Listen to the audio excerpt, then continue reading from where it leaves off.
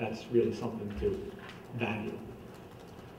We estimate that over the 7-year life of our new contract, that we'll reduce nitrogen oxide emissions in our town, in our residential neighborhoods, by 265 tons, and particulate emissions, PM10s, by 15 tons.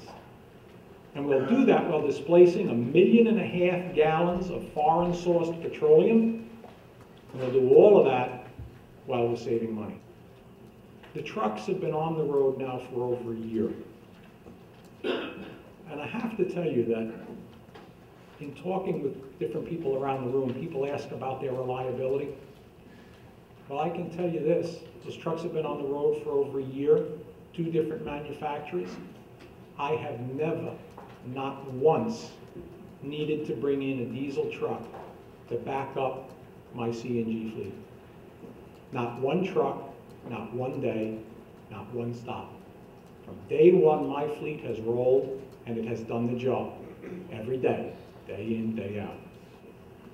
About 3 weeks after we launched our fleet, I found myself on the phone with an elderly resident who explained to me that he understood all about the environmental benefits, he understood the energy security issues because of all the press that the project had received, but he still didn't like the trucks. He explained to me that he was in the habit of not putting his garbage out the night before collection. He was afraid that vandals would overturn his cans or animals would get into it and make a mess that he'd have to clean up. So for years, he just simply listened for the trucks to come down the road, and he'd run out and meet the truck. Men would empty the can, and he'd run the cans back into his garage where they were safe. 3 weeks into the project, he had missed his collection 3 times because the trucks were too quiet. He wanted us to instruct the drivers to blow the air horns as they came down the block.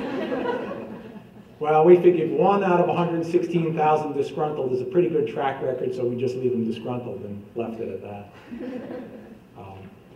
But this project really does demonstrate that compressed natural gas as a motor vehicle fuel in this application, heavy-duty trucks, trash trucks, it's viable, it's doable, it's available now. It's not an experiment. You're not waiting for another scientific breakthrough or two. You're not waiting for some magical funding opportunity to come down the road. These trucks are available, and you put them on the road, and they do work.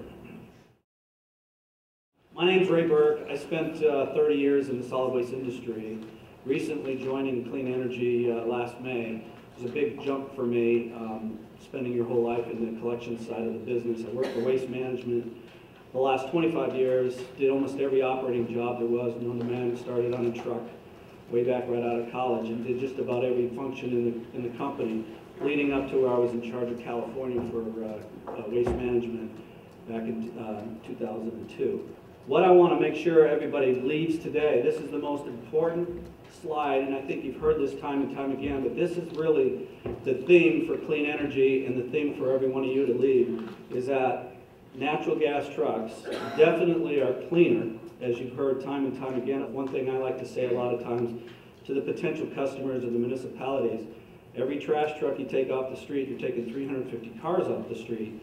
You start doing the math on that, you take 10 off, you're taking 3,500 cars off, you take 100, you're taking 35,000 cars off. And in this, I'm sure New Jersey has over 1,000 trash trucks just in this state. Long Island and New York probably has double that. You can just start doing the math of the impact of the emission reductions.